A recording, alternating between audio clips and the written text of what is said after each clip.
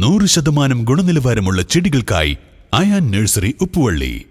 വിശ്വസ്തത, അതാണ് ഞങ്ങളുടെ മുഖമുദ്ര. Ayaan nursery, Pookkottumpadam, Karulayi road, Uppuvalli.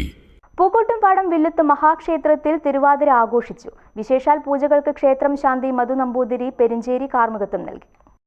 വൈകിട്ട് ദീപാരാധനയ്ക്ക് ശേഷം 100-ലധികം മാതൃസമിതി അംഗങ്ങൾ പങ്കെടുത്ത മെഗാ തിരുവാതിരക്കളിയും നടന്നു.